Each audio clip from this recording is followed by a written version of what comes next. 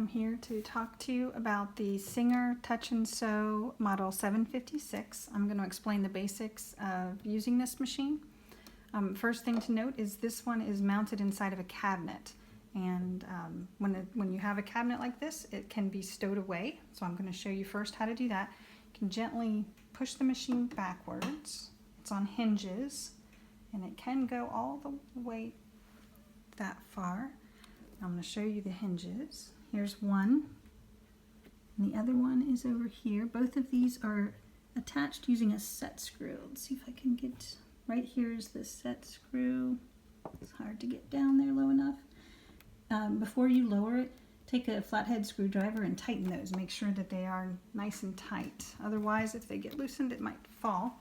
But in order to lower it, you have to lift up this part and gently lower it into the machine, or below the tabletop. Lower that, and then there's a piece that covers this up, and then you have like a desk surface. In order to open it back up, there's a little button here. Allows you to lift this out, lift this up, and pick up the machine. And I'm going to set it back again to show you the foot pedal. Normally, a foot pedal would sit on the floor so you can use your foot to operate it, but this one is actually mounted inside the cabinet here, so that while you're sitting at this desk, there's a knee pedal, I guess, and so you'd use your knee to press it over like that to make the machine go instead of stepping on the foot pedal. So now in order to set it back up, lift this up a little bit, put this platform down, and there you go, it's ready to sew. So now, as far as some of the dials here, this is your power button. Let's see, this one is a nice feature in that it allows you to switch between a fast mode and slow. So when you're new to sewing, put it over here, turns the light on to the machine. I'll back that up. Or if you put it to the left, it's on fast once you're comfortable with the machine. So we'll leave it on slow for now. Your spool pin is horizontal here. You take this cap off, put your spool of thread here, and then add the cap back on there to hold it in place. You have a thread tension dial here. The higher the number, the more tension it puts on the upper thread. The lower the number, the less. And it's kind of nice. It has a depiction on top to use these tensions for straight stitches and use these numbers for zigzag. That's kind of nice.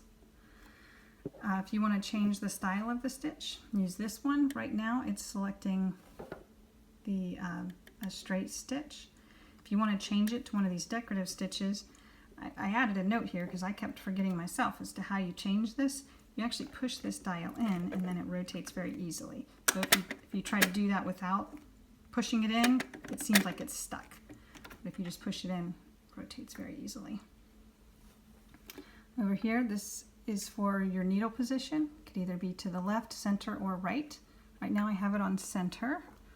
And if I turn it, and you don't push this one, you don't push it in first, you just hit it left or right. So that's left, center, right. So I'll put it back on center. The dial below is your stitch width. So the higher the number, the wider the stitch is going to be. So it would make a wider zigzag pattern. Or left there for a straight stitch. Over here, you would use this for buttonholes. I won't go into that one. And here is your stitch length. And that one is, just push it up and down.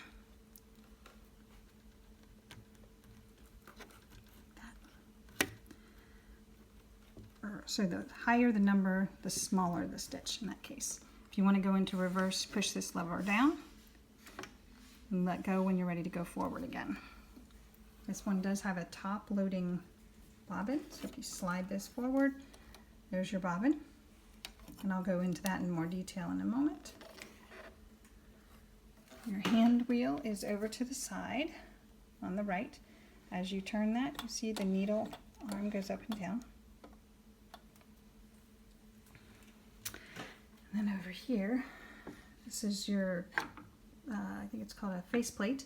If you open that up, this has a really nice feature in that this is a needle threader.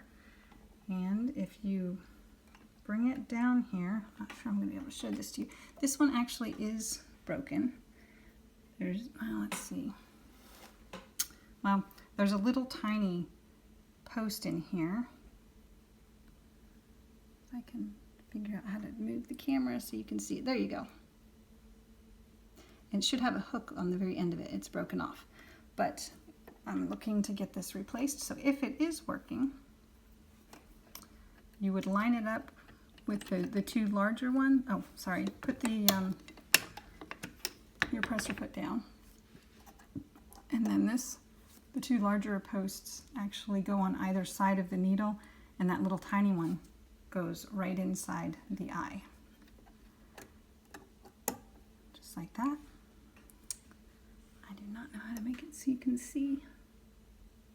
Then you would just put your string on the hook, the thread, and pull it back, and that pulls it through.